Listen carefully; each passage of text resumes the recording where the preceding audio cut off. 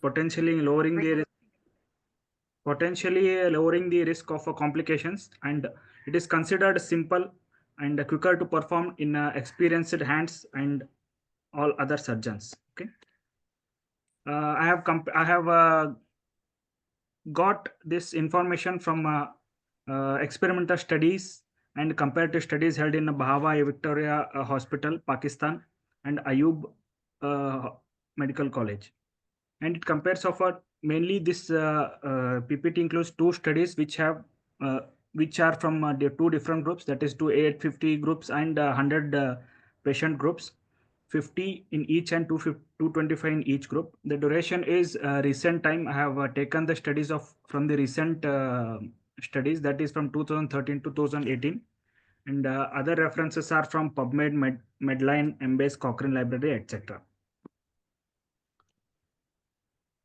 Why open method is best one? Because of its simplicity. Here, this is the table which is comparing the minimum and maximum mean time to create the pneumoperitoneum. As we can see, closed method is taking more time. Like the maximum time to create a pneumoperitoneum in a closed loop is around 11.2 compared to 9.8 in open method, and minimum time required to create pneumoperitoneum in open method is 2 versus in closed method that is 4.2. Okay. Since the time requirement to create a pneumoperitoneum is less in a closed one, less in a open method, so the simplicity of this method is better than closed method. Next, we'll see how speed we can create the pneumoperitoneum. Okay. From this table, we can see that the more number of time taken, that is 2 to 4, there are more number of people, there are more like we are taking 11 of these, sorry, less, that is in a period of 2 to 4 minutes, 11 people are, we are creating pneumoperitoneum in 11 people, in a level 11 people with the open method compared to 2 with the closed method. And as we can see, more, it is taking more than 6 minutes in an open method. 11 people are taking sorry in 11 minutes. We can see from this table, like if we increase the time in open method to create an pneumoperitoneum, the average it is taking more time to create a pneumoperitoneum in an open method compared to closed method. From this evidence, like some 2 to 4 11 people are there, from 4 to 6 minute 28, and more than 6 11 as compared to 2 25 and 33 in closed method. So as based on this table, we can see that the speed of creation of a pneumoperitoneum is better in open method. And next is a closure. It is a time taken for umbilical port closure.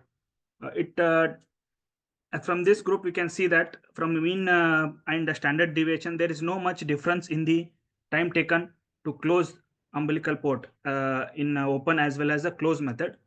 Hence, we cannot say open is better than closed in this point, that is closure of a port. And coming to safety access, as we can see, access, there are compared to open method, there are access problems, difficulty in entry, and failure to create a pneumoperitoneum in closed method compared to open method.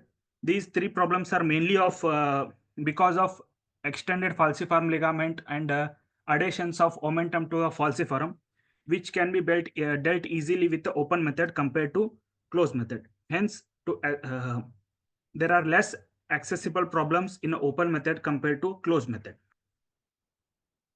Next is abdominal wall complications.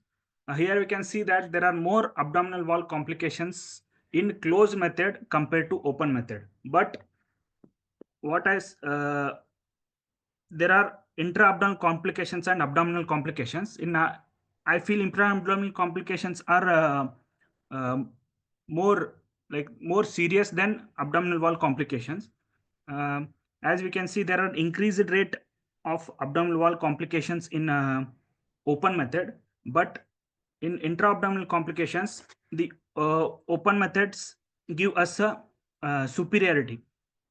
Hence, if we ignore this abdominal wall complications, because these are easy to handle compared to intra-abdominal complications, so comparing both abdominal complication, I would go for a open method of a pneumoperitoneum creation, considering the seriousness of intra-abdominal complications. So from above 5 tables and their results we have compared with the open and closed, we can say that the closed method, while quicker, has a high risk of a complication due to blind insertion. From the studies have shown that there is open method is safer and more reliable compared to closed method, and the open method reduces the number of blind steps from 3 to 1, potentially lowering the risk of injury. Hence, we can conclude that however, both methods have their advantages and disadvantages. The choice of a method depends upon a surgeon preference, but I would prefer open method because it is generally considered safe and less time consuming, making it a preferable choice in many cases. Thank you.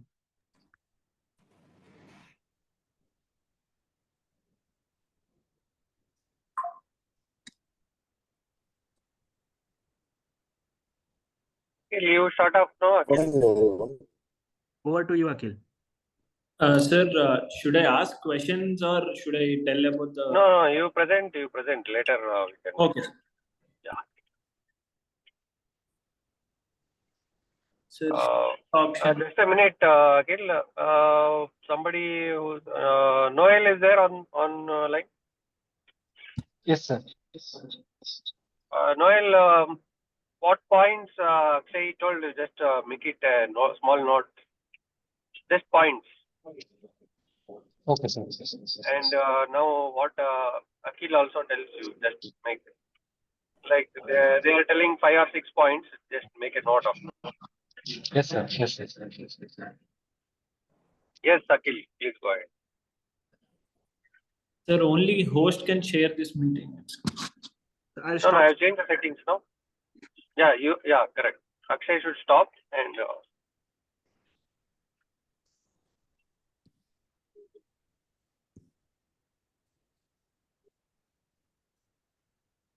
now can you? Yes, sir. Yeah.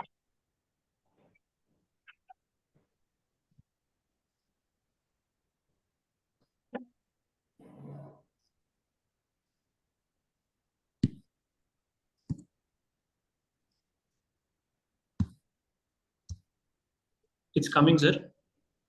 Yeah, make it full screen and go ahead. Yes.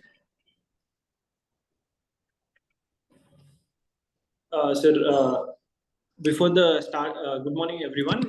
Before starting the topic of this thing, I just want to give an introduction about the effects of varus needle and its uses normally. Usually, what is the introduction of varus needle? The varus needle was invented by Dr. Janos Varus in 1930s to facilitate laparoscopic surgery. The design feature is a spring-loaded and has a blunt tip, which allows a safer penetration of the abdominal wall. So this varus needle is crucial for initiating the pneumoperitoneum, which creates space for the laparoscopic procedures. What is the mechanism of action? It's a sprint mechanism, as I told you, which has a mechanism for controlled and safe entry into the peritoneal cavity. So upon insertion, carbon dioxide gas can be insufflated to create the workspace for laparoscopic procedures. And the most common techniques which we use is the Mishra technique, which we put in the Palmer's point, which as before Akshay has told, this Palmer point will negate all the intra-abdominal injuries as much as possible. And even at the umbilical site also we can put the varus, and the type of insertion and the method has been shown here. What are the most common complications at port site are? What is the time of creation for pneumo, and the vascular injuries, the visceral injuries, and the omental injuries, and port site infection, port site hematoma, port site hernia, and gas leak. So what are the advantages of varus needle is less tissue trauma is seen during insertion, and quick setup time, and reduced post-operative pain, and faster recovery time. What are the advantages are reduced complications and quicker transition as compared to the open technique. What faster recovery, reduced pain, lower infection rates, and aesthetic outcome as compared to open technique. Varus needle has a higher this thing. What are the disadvantages of varus needle is potential complications are injury to the bowel and which risks the laparoscopic surgery, and inadequate pneumoperitoneum, and insertion site identification might be difficult at some time. So what are the challenges of varus needle? It's a skillful technique which is require high skill to avoid visceral injuries. Correct placement is important, and anatomical variations needs to be aware before we start the procedure. So conclusion, advantages of varus needle. The varus needle provides several advantages over traditional open technique, including reduced recovery time and less post-operative pain. Understanding the mechanism is important, and challenges needs to be considered before you do the procedure. So when I come to the pros of why varus is important, the studies which support my argument are a study was done which compares the direct trocar entry versus the varus needle for laparoscopic access, a randomized control study which was done by Credity, and then a study was done in UAE NMC Royal Hospital, which shows that even both techniques are at par. Some complications which show a negative impact on open techniques, such as gas leak, port site hematoma, and wound infections are higher in open technique. And even studies done by Basavaraj Yange and Harsh Gowda in Yadag Institute of Medical Sciences also conclude that port site leak and infections are common in Hassan's compared to varus technique. And even in studies of Bura et al. From a tertiary hospital in Northeast Asia has done a retrospective study of 400 patients, in which 200 patients are in open technique and 200 in varus, and in which it concludes that saying more primary port site complications, that is 9 out of 200 patients with p-value of 0.036 was there, as compared to no primary port site complication in varus. And there is a gas leak in 39 out of 200 patients with significant p-value of less than 0.03 as compared to only 2 out of 200 in varus. And even in Ghulam Azhar et al., Jinnah Medical Center in Pakistan in 2007, they compared varus versus open technique for cholecystectomy was done, in which 60 patients in each group in that open technique had a gas leak of 15/60 with significant p-value, and 1 patient had port site hematoma and 2 patients had wound site infection. So I would like to say, as compared to open technique, varus have advantage over the gas leak, which will affect the operation, and as compared to the other techniques, that the port site hematoma and wound infections are more common in open technique as compared to varus. Thank you, sir.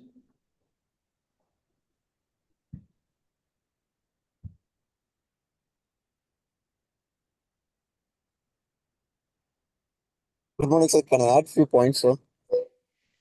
Yeah. Gautam, is it? Okay. Yes, sir. Yes, sir. Yeah. Go ahead. The audio is not clear. Oh, wait a second. Hello? Is it now clear, sir? It's better, but okay. Okay, sir. Earlier, varus was not introduced for laparoscopic technique, but rather it was meant to make a tapping and to have a kind of a chest tube insertion prior. We have to make a confirmation. That's why a varus needle was initially meant for. It was meant by a physician at the time. He was not a surgeon, but great.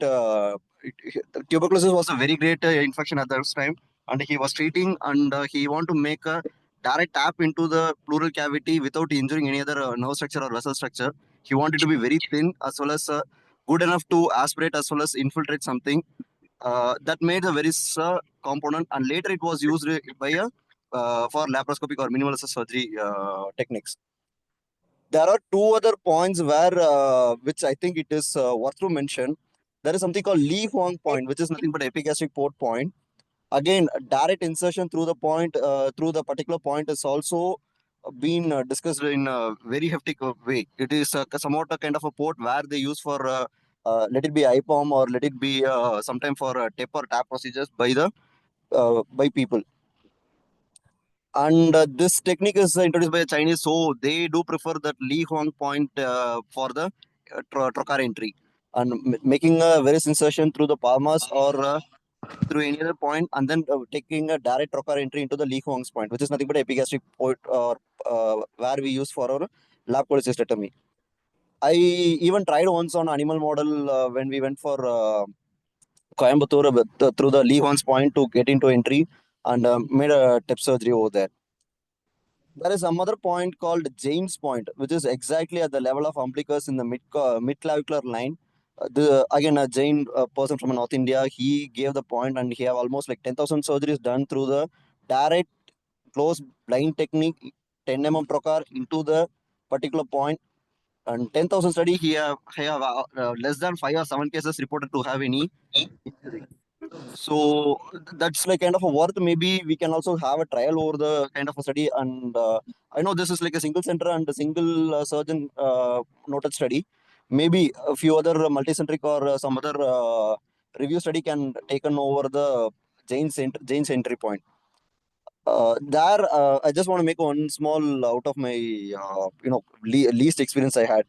We had a lab poly maybe a couple of years back. Person is like a female, maybe 29, 30 years old. There was a straightforward cholecystectomy that was planned for her, a Bengal patient. So she has no previous surgery anytime earlier. She got a normal delivery once. So we went in direct, open technique.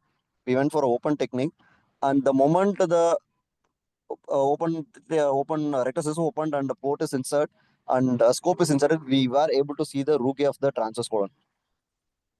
So we made an open technique. We enter into the colon directly. What else to do? Just keep the trocar there, put some other point, finish the surgery, then come back, resuture the transverse colon and resuture the port. Hopefully, the patient got a very good comfort over the post-op time, and she got discharged in 3-5 days.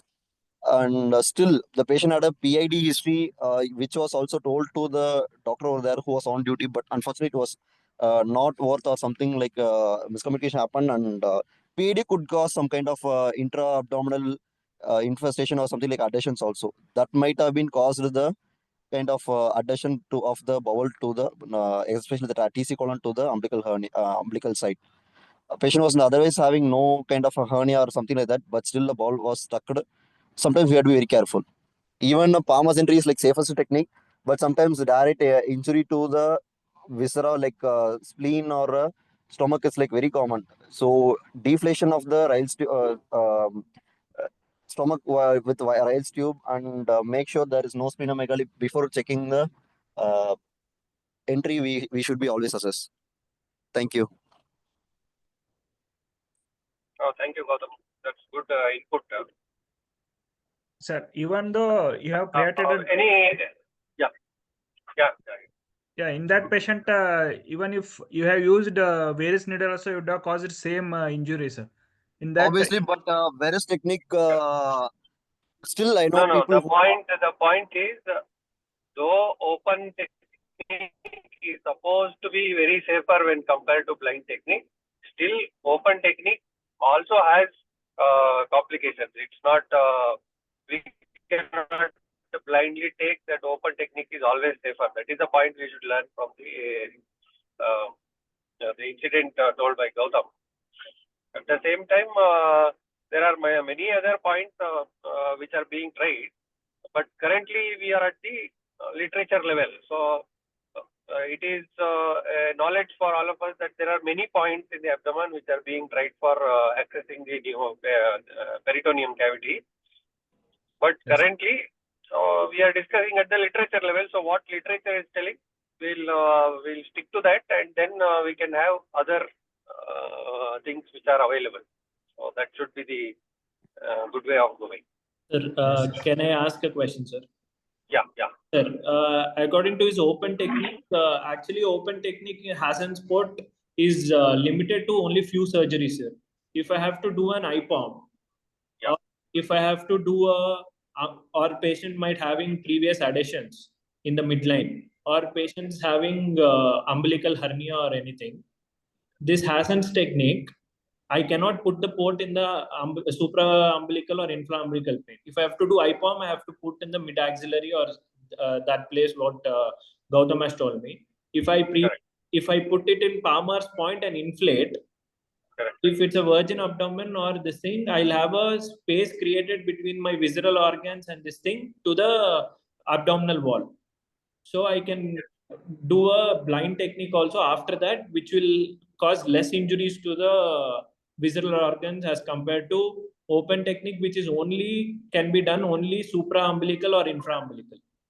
Apart from that, we cannot do if we have to do IPOM or if I have to do a huge fibroid, as in OBG cases or something like that, where the access point around the umbilicus is not there.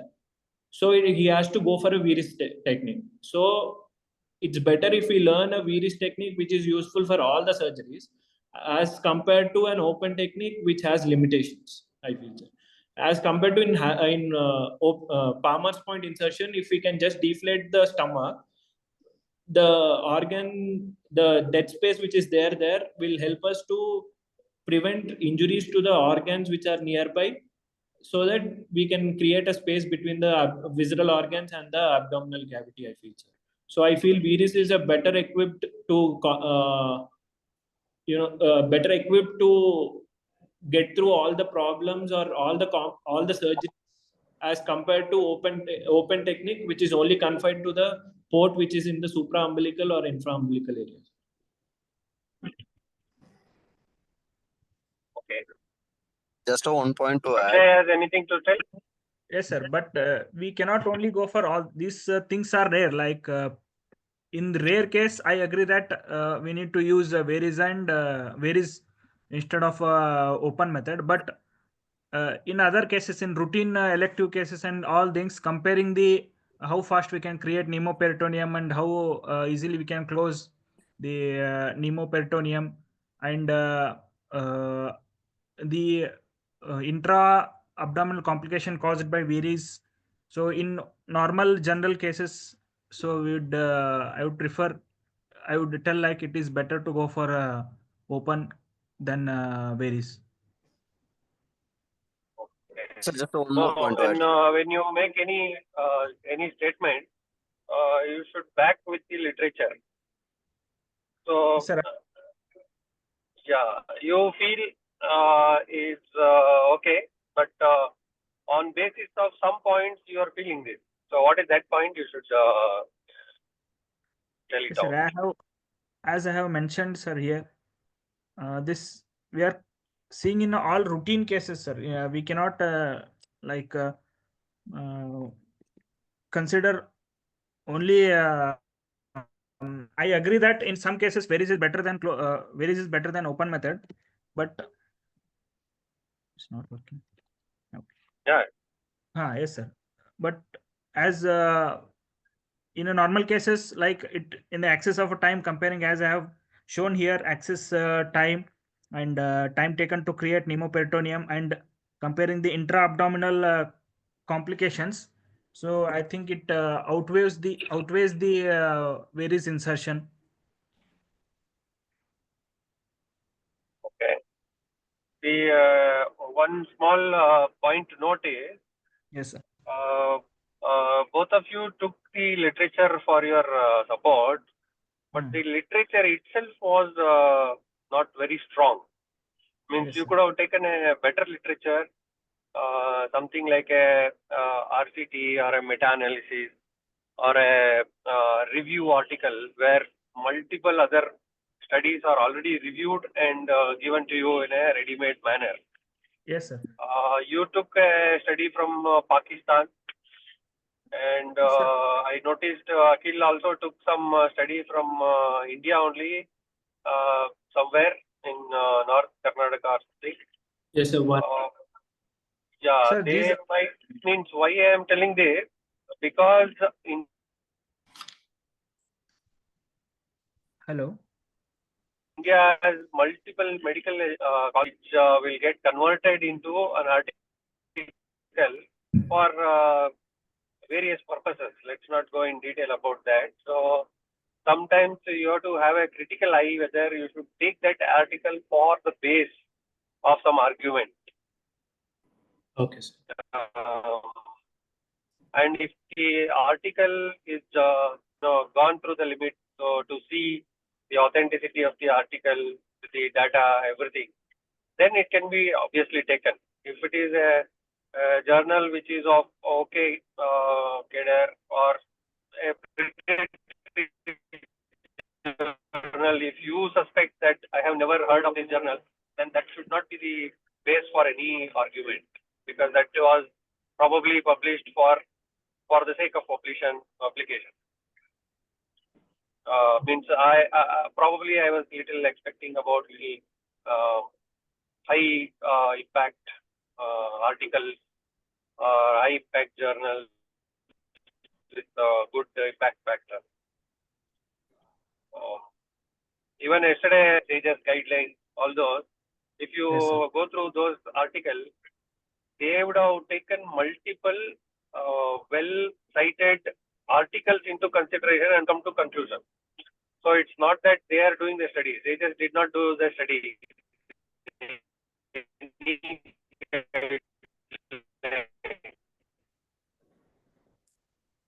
Hundreds of articles and assessed what are the pros and cons of each thing and got into guidelines. So those are the things I think you should base the debate on, because when it is a debate, it is fully scientific. yes, So there is no room for no. I have seen this. This has less complication. I have not seen this, so I don't know. So not like that. That should not be the idea. So just to ignite something like, we all know that Palmer's point is one of the safe point of pneumoperitoneum, especially with varus needle. Yes or no? Majority of Yes. us agree that Palmer's point is a safe point. But depending on your own experience, I am not telling that you have gone through Palmer's point. You have assisted or observed many surgeries where Palmer's point was used for access. So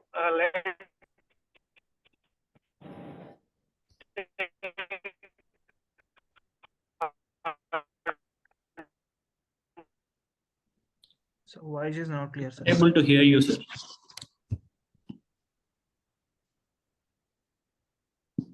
Hello. Okay, I think how many numbers? How Sunil, only into the Sunil, break peritoneum, it. not Break it. He didn't hear you. ಈ ಕೇಳಿಸ್ತಾ ಇದೆಯಾ sir? ಈ ಕೇಳಿಸ್ತಾ ಇದೆಯಾ? ಈಗ ಇದೆ ಹೇಳಿ. ಅಲ್ಲ depending on how many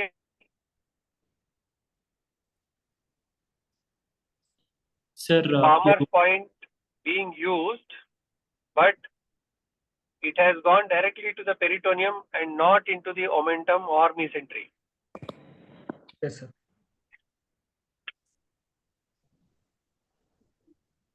Okay, I think Sunil's signal is weak. And meanwhile, let me be talking. So actually, I was also quite surprised that why both of you took studies from Pakistan. So first of all, I mean, on a lighter note, of course, they are also free to publish. But actually, there was one very big trial which was done in late 90s, which was some around 5 lakh patients they had done, and they told that the open technique was better.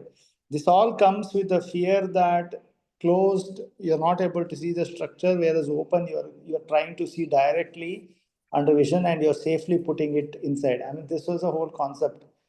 But as we go ahead, there are many more RCTs and even meta-analysis have published showing that the closed method, or that is a VRIS, is also equally safe to create the pneumoperitoneum.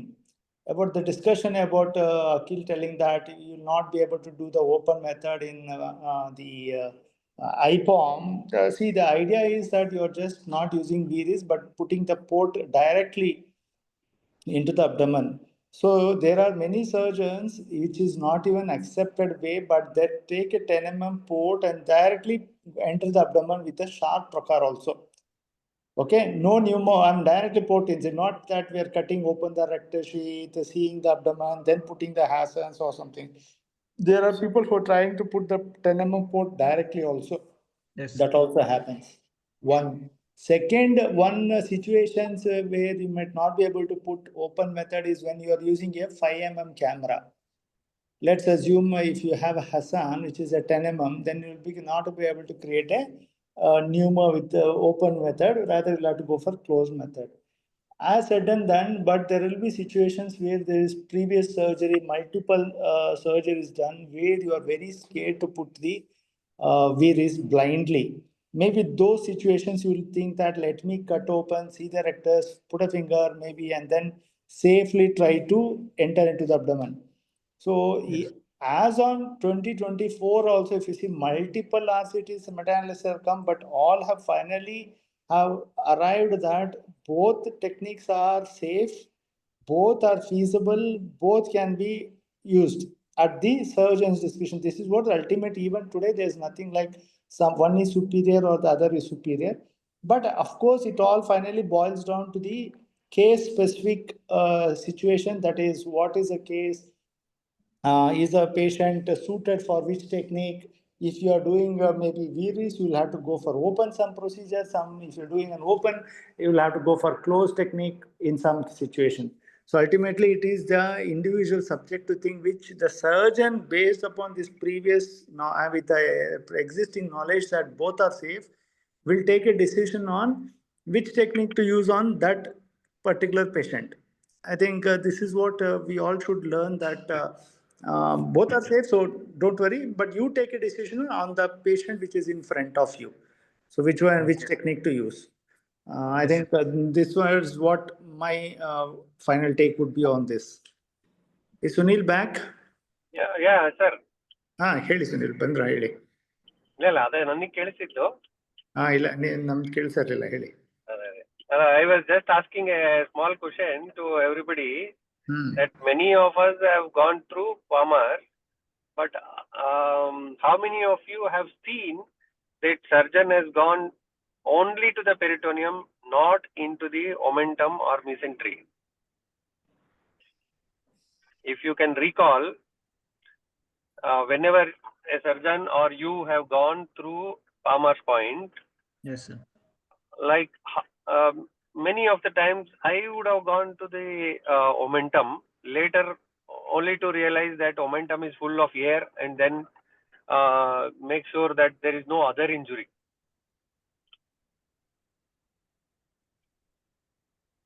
They are not able to understand what you are trying to question in. It was only to tell that though we tell Palmer's point is a safe point of entry, many a times we might not go directly only to the peritoneum. We would have gone through some layers of omentum or some. It is not a foolproof technique that nothing will happen in this technique.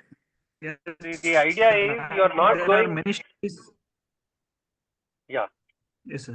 No, there are means we are not going into the normal abdomen. When we are doing a surgery, we are also going into a abdomen with some disease. It might be an adhesion, it might be an anatomical abnormality like hernia. So there will not be exactly how we have read in anatomy books. That anatomy will not be there.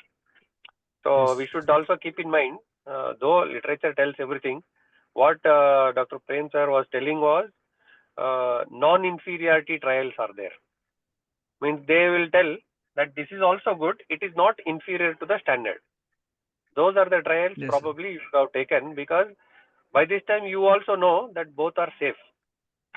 Of course, yes, for the purpose of debate, you debated, but yes, the expectation of the debate was you should have got the basis for the debate, basis for the controversy.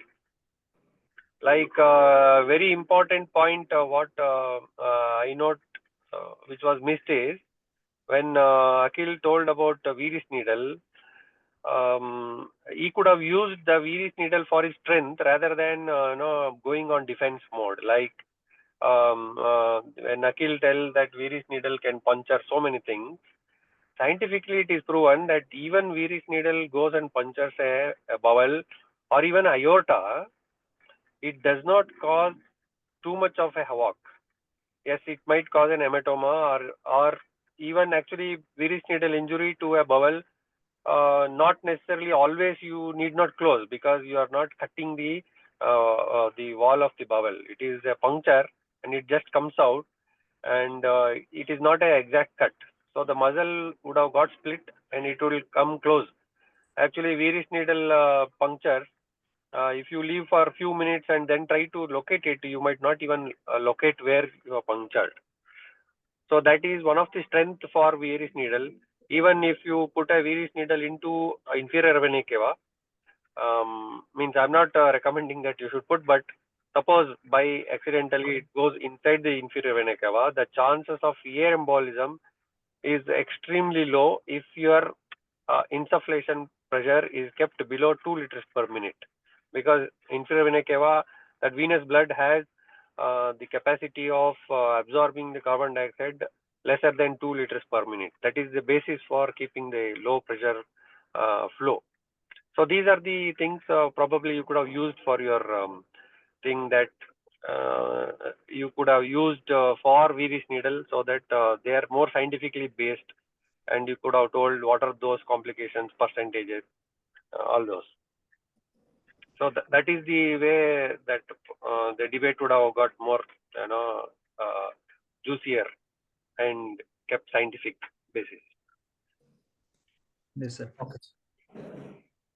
And, Akhil, have any points to say? Please share. Otherwise, we'll go to the next topic. No, sir. Yeah, next topic. We took these studies only based on to prove our point. yes, sir. That's Yeah. why- That is what this is, confirmation bias. Yeah. I keep Yeah. So Just, probably, don't worry. Even next debate also probably you might have this bias, but it's okay. But next, if you are planning for a debate, you should not think that you should prove the other person wrong. Okay. Okay. So the purpose of debate itself is when there are two equivalent or very similar parameters, then only the debate starts. Otherwise, if it is proved that this is inferior to other, there is no debate. So you should keep in mind. Okay, sir. yes, sir. Yeah. Okay, I think Next topic. yeah, we'll go to next topic. Others can maybe write in the chat. If at all they're not getting anything to say, maybe they can write in the chat box.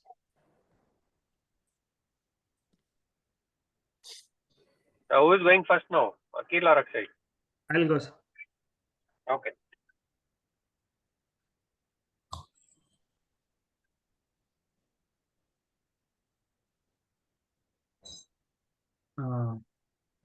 Yes, good. Our next topic is prophylactic bilateral inguinal TEP surgery versus unilateral TEP in normal inguinal hernia patients. As we know that inguinal hernia repair is one of the most common surgical procedure worldwide, and in this I will be comparing about bilateral to unilateral TEP surgeries in inguinal cases, and concluding which will be better. Now, this is a meta-analysis and a systematic review. This Hey, 1 present. minute, Akshay. Yes.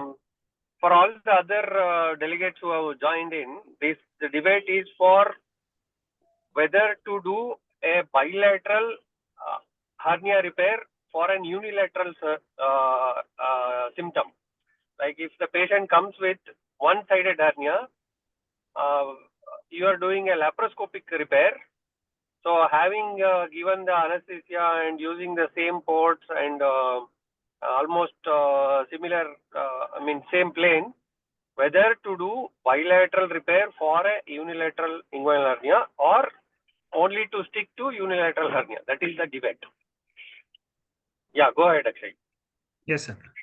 This is a systematic review and a meta-analysis. The presentation is based on the article T. Hetman et al. I'll be comparing the morbidity outcomes of bilateral and unilateral TEP in inguinal hernia repair, and we'll be concluding which is the better.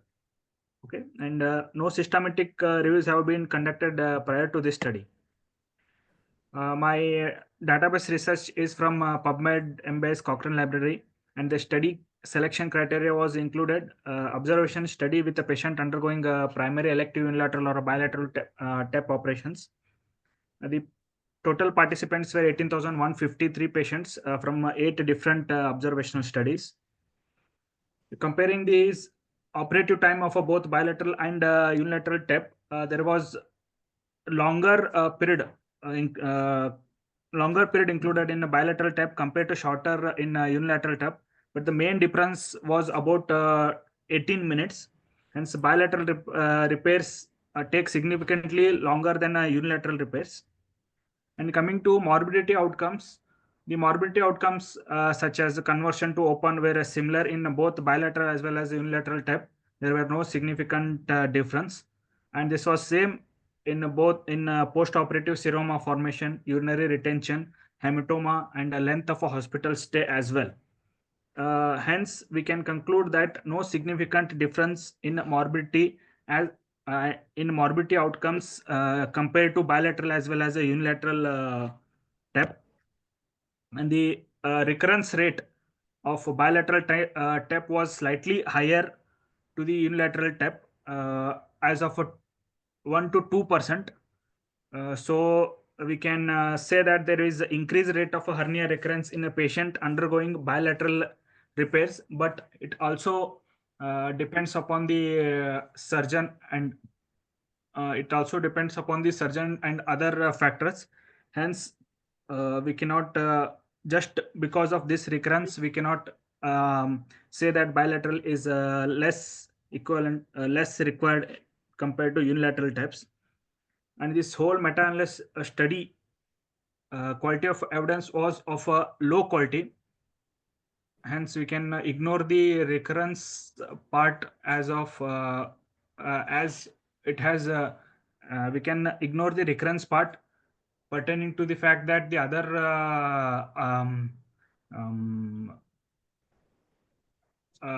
other things are in favor of a bilateral surgeries.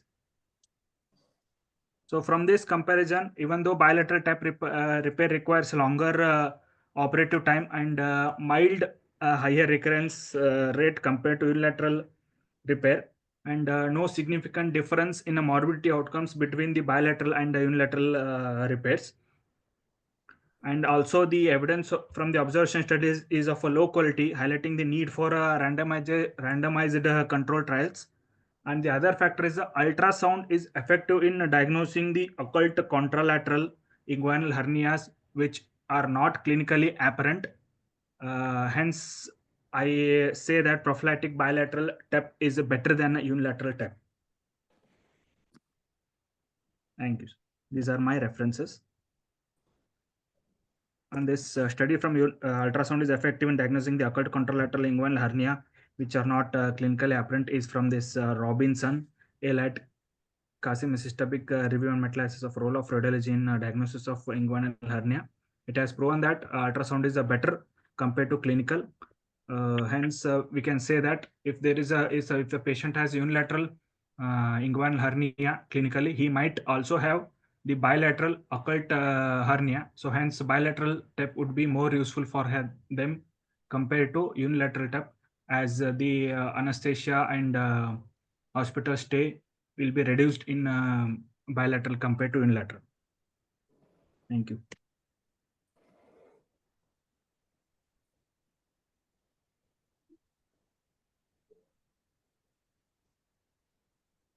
Okay.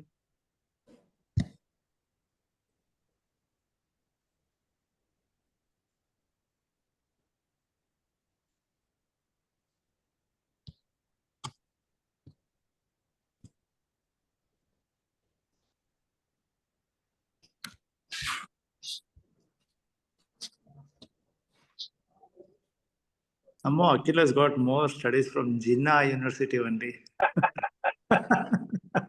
No, sir, that was Previous one, huh? previous one, sir. Okay. Sir, as the topic was regarding should we do a prophylactic study, like prophylactic TEP on the other side, because we are entering the plane once and for all, we can strengthen the other side also. But as I feel, as I went through the studies, it is only based on patient to patient basis, sir, and it is mostly upon the thing that if you find an occult hernia when you're operating on one side and you find on the other side if there's hernia, it is better to operate. Or pre-operative, as he told, ultrasound will help. And there was another study done in 2024 in Hangel et al. Hernia by Young L and et al., where CT was used in diagnosing the chance of patient developing hernia in next 5 years or 10 years based on CT, where the spermatic cord fat and weakness in transversalis fascia will be seen to assess the things. I have 5-6 studies which show that we need not do a hernia on the contralateral side if it is not affected, sir. First study was a meta-analysis, sir. It was done by Sheila Virus, done in 2024.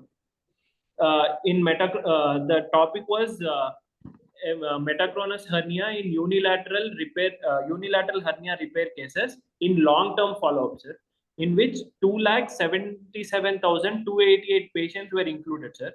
And the follow-up was done after 3 years, 5 years, and 10 years, where studies showed an incidence of that person developing hernia on the other side were only 5.2, 8, and 17% respectively, sir.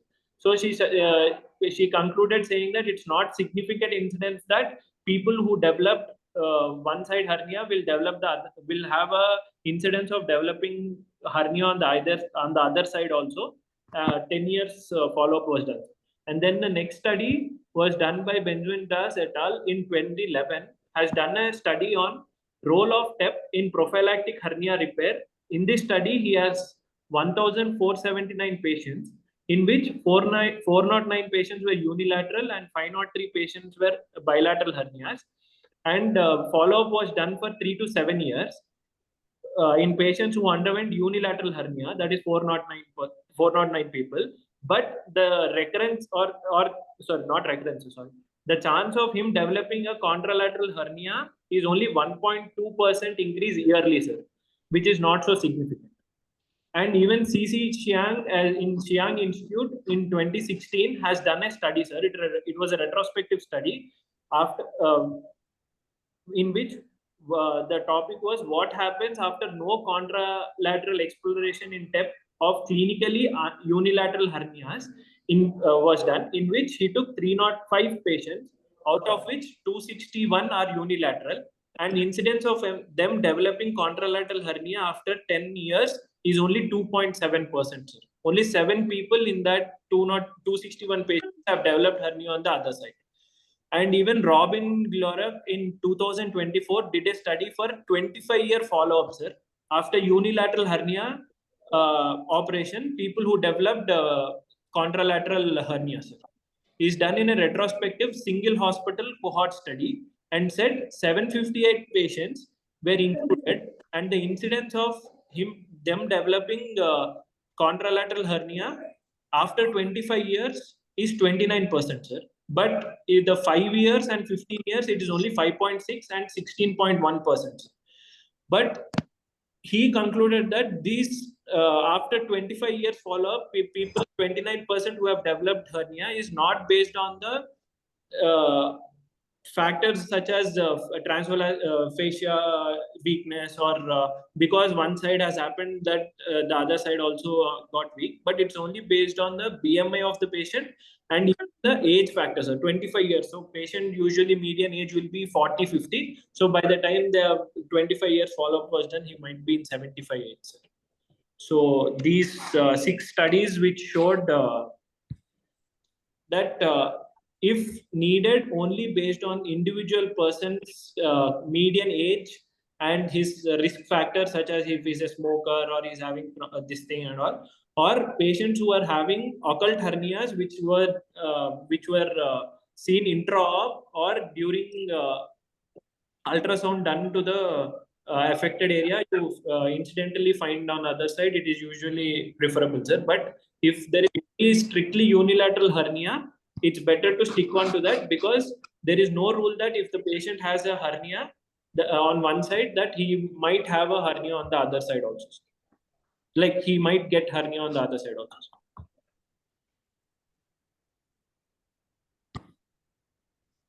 Thank you. Okay. Yes. You're done, Akhil? Sir, yes, sir. Okay. Yeah, others maybe can contribute, maybe. Gautam or whoever is there. Pawan is also there. Nishal.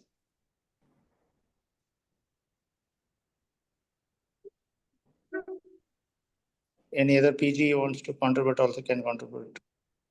That since hernia is a collagen associated disease, and smoking prevalence worldwide in 2020 is around 33%, and obesity is also increasing. And I feel that it would be better to do bilateral compared to unilateral. Okay. These are the risk factors which are increasing. Obesity actually is the other way around, Akshay. Yes, sir. Yes, sir. Obesity is the other way around. Yes, sir. Assume that hernia occurs more in Low obesity. BM situation. Doesn't happen actually. Anyways, some good points you have got. Some more maybe, I mean, you didn't stress much about the reduced risk of future surgery, patient needing or single anesthetic exposure. You just mentioned it. Maybe you could have taken Yes. more support on for Akshay. Like Yes, you sir. could have taken more support on, only once anesthesia, then cost efficiency for the whole healthcare system. Yes, sir. Patient are getting admitted twice is a burden on the healthcare system, where we could have anyway have the access. So we could have put something like that. Then on the other side, actually, we are questioning the risk of over treatment is a question. Yes, sir. It's a good point to discuss that collagen should affect bilateral hernia, but in that case, hernia has been long performed for years. But for in the when we did the open, this debate came only with laparoscopic. If you see in the open repair, we have never have been doing bilateral repair for open hernia repair when the patient came with unilateral, correct? Yes, sir. It has always been like that we just do the side where there was a clinical presentation. Laparoscopy came and we started identifying occult hernias, which maybe might have been missed during the open. Yes. That is why the whole discussion came towards supporting Akshay actually, that occult hernias, which are not seen, maybe even obturator hernia, other hernias also will never be seen clinically. That's why maybe they are missed in open repairs, but laparoscopically we are having the advantage to see Yes, sir. all the hernias at a time. So when we have the access, we can put a mesh and we can come out. But what about the chronic pain and nerve injury? Let's assume on the other side, when you're operating, you did nerve injury or it started causing chronic pain on the other side where there was no hernia. Okay, you wanted to do prophylactically, but there was nothing existing. You went there and let's assume you landed up in some complication there. How will you justify that? What will you tell to the patient that there's no hernia at all? Your patient has come for right side and you're doing bilateral. And on the left side only, where there's no hernia, you started having a complication or chronic nerve injury and patient chronic pain, suffering. Would be able to explain that morbidity to the patient, where the patient says like this becomes even a choice of the patient. What to say? Maybe his preference also has to be taken into consideration when there's no on the right side and you are doing a prophylactic. Patient consent becomes of high importance here. Because patient will ask, why did you operate on the left side? My surgery. If you have to, you can't keep the patient in darkness and do on the other side. Correct? You have to take consent. So Yes, sir. taking consent from a patient for bilateral also becomes quite challenging. And there it becomes more expensive. Let's assume you're putting a bilateral mesh. Patient is like, why you want to put two mesh now? The other side, the hernia is not at all there, and you want to operate on the other side, and you want to put a mesh also costing more. And if at all, patient will say, in future, if it comes, okay, in future, I'll come back to you. Yes, sir. That discussion becomes very, this I'm trying to tell practically what we see when the patient comes for unilateral. To convince a patient for a prophylactic surgery is very, very, very difficult actually to convince them. And at the same time, there were a lot of studies actually. Even when yesterday also, even I went through some meta-analysis and all. I got on something called as Vander at 2010, where he's showing that incidence of contralateral hernia repairs after unilateral hernia was relatively low. Okay, then which was questioning the need for that routine bilateral repair. Yes. This was the one thing which was for Akhil maybe. But whereas there are other 2021 also I saw. I don't know if you guys have mentioned. I didn't read the name. Schouten et al. Another meta-analysis highlighted that the bilateral repair during laparoscopy surgery did not increase any major complications, which I just mentioned. No, if at all you land up in a complication on the other side. But according to him, there has been no major complication if you do bilateral repair also. Yes. So he says that you can go ahead with sort of, if needed, prophylactic, bilateral repair. Then something else, yeah, these two things which I came across. This somewhat still remains. I thought you guys will tell what European Hernia Society guidelines mentions about this. Did you guys go through that European Hernia Society guidelines at least? No, sir. Because 2022 or 23, I think there's a recent guidelines which is released, which I don't have access. Which I have read was 2016, which I remember, but I'm not sure what is the recent guidelines. But I think recent guidelines 23. 2023, yeah. So I'm not sure what the published guidelines is 2023 is telling about, particularly about this prophylactic repair. So maybe that would have been helped in, because guidelines come after all your publications have happened. So if a guideline is given, there is no questioning the guideline. It's not an opportunity to question guideline actually. So that would be the final say actually. If one of you guys had put a guideline, that is a final say. There's no more discussion with publications after that actually. That would have been maybe a final hit. Yes. Yeah. Akshay should have gone through the guidelines. Actually, the guideline says for all unilateral hernias who are being operated for laparoscopy, the recommendation from EHS is doing bilateral. Yeah. So now, if there is 2023 guidelines, there's no. Akshay would have won the debate actually. Yeah. Akshay, the argument you should have used. What are the points sir told? You should start with what is the etiology of hernia, like what are the precipitating factors for hernia. Remains the same for unilateral or bilateral. So the logic of doing bilateral starts from there. Okay. Like you took the point of collagen at the last. So yeah. And see, Akhil can always tell. So for smokers, can we do bilateral? For non-smokers, what to do? So still, you have left some space open, Yes, sir. So scientifically, you should have tackled like these the factors causing inguinal hernia is same for either unilateral or bilateral. So the surgery also should be same for either unilateral or bilateral. That should be probably your start. So you should have gone with a very good note, and you have got a lot of support for it actually. So you should not quote only a few articles and because of them I am doing. It's not that. Yes, sir. See, what we are doing now, like you have told something and Akhil has told something, we are trying to moderate it and come to conclusion. Yes, that is what has EHS done. Yes, sir. And currently the body which is giving guidelines for inguinal hernia surgery is EHS only. They have their classification system, everything is there, we know.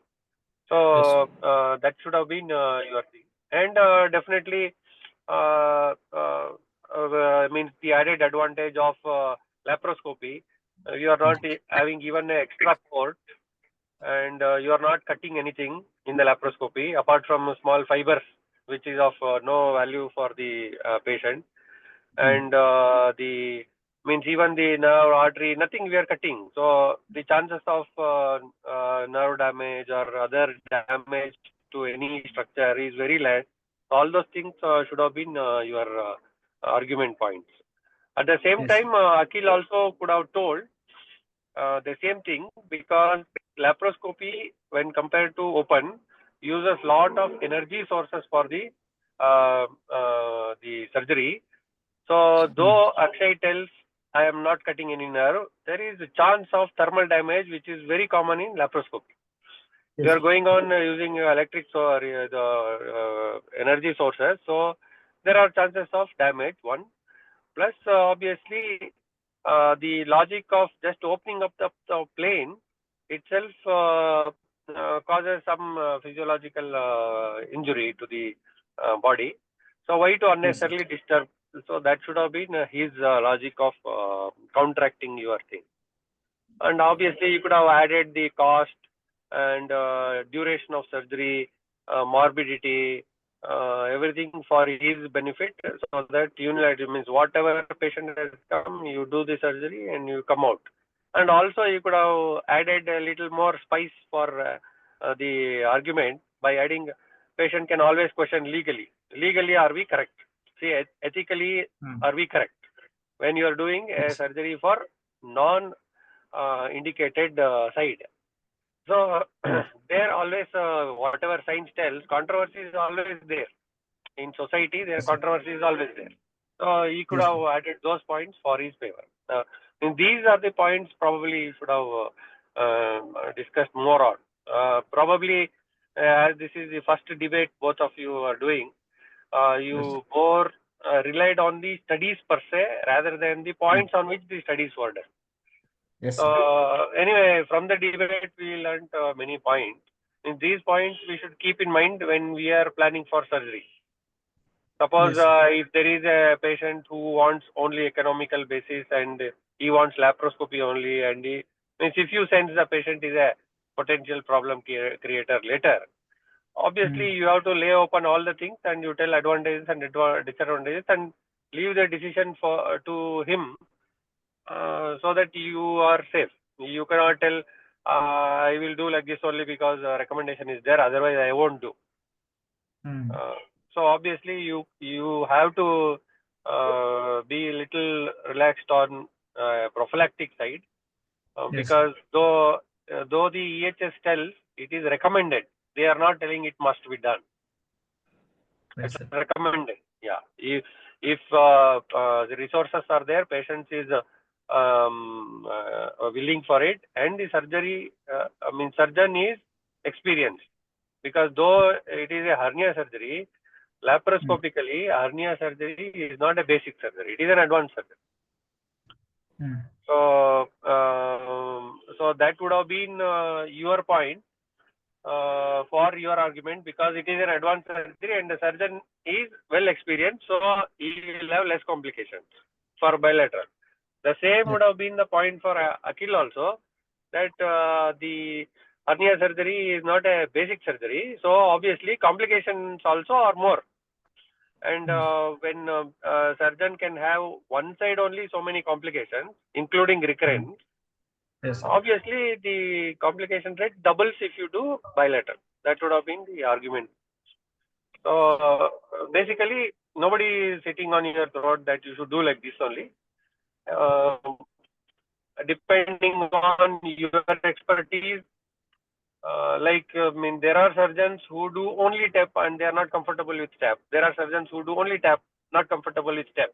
So there also a lot of things can happen. Means when you are not comfortable with that plane, that type of surgery, whatever you tell, the reason for complications cannot be told to the patient like that. So your expertise, patient willingness, and also the scientific evidence, all together you have to tailor for each patient. You cannot, of course, you have to tell that patient that there is an option for going for bilateral, because anyway you might require in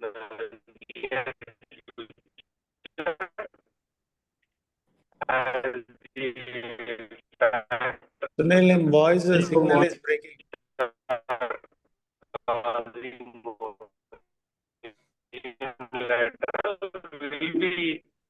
the same factor which cause bilateral. You want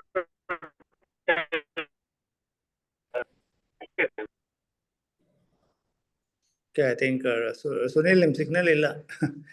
Anyway, I think we'll finally. others can tell any comments. Yeah. Or, The chatbot was also free to comment if at all they don't want to speak up. Okay, meanwhile, let's be talking what I was thinking about. I think this way of learning through debate is a way of how we can start improving our critical thinking skills, We start analyzing topics from different angles, try to understand the opposing points, and, finally come to some logic reasoning or something. And of course, I think it was quite, you should not take it very seriously that it's like a fight or something that I lost, you won or something like that. Don't ever take like that. Because after maybe 6 months, we'll give the other way around Akshay to support the other side. So you'll have to again change over. So this is not to create a rift or something between you guys. It was to make it an interactive session where both of you guys are participating. Both of you are talking, and at the same time, it is different way of learning. And you go in depth of any topic, try to find something which is supporting you. And it sort of improves you on how you can come over various bias also, and not have this something called this straw man fight and all those things. And I think it will improve the teamwork collaboration also. And maybe I don't know. I personally felt that this way of learning is very good for any topic of where there is a controversy. There are plenty of controversies which are existing on such things. I think a debate would always seem to be a good way of learning process. And maybe we need maybe other more participants also can come, and it will also see that how we see at a point really changes. Now we're telling that, oh, I could have taken the other way to this. Makes us what is say art of persuasion also. It becomes, you are supposed to persuade a person. So you are here trying to persuade with your facts and studies and publications and so on. Other way also, the audience can be persuaded in different approaches. You can take a different statistics and try to present.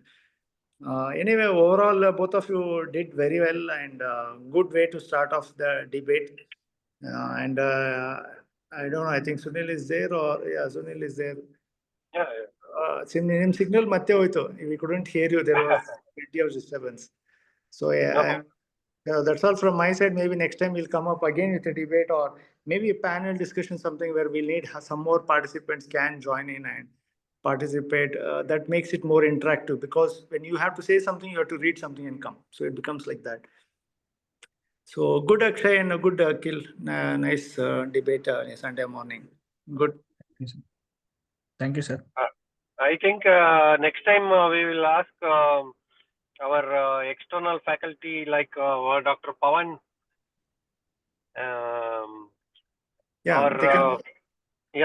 To talk about a small topic, and we can share, means we can break the topic into 4 or 5 things, and we can do something like panel discussion and come to a conclusion. That should be good, I think. Yeah, we can do. Maybe even our resident PGs are also silent. Maybe we can need their participation also, maybe in a smaller way, maybe not as big. Yeah. So we can do that. Okay. Okay, Dr. Sunil can tell end final words and end the meeting maybe. Yeah, there are no other comments from anybody. I think thanks for all to join on Sunday morning. Some of you are on duty, still you could join in. I'm very thankful for everybody. And on behalf of both the debaters, I thank everybody to joining. I think we all took some points home on Sunday. As sir told, this is a great way of learning, because all the points which are probably not gotten too much importance when you are studying the topic alone are getting due importance. So the subject is dealt in great depth in such discussions. So I think we should continue having more of such kinds.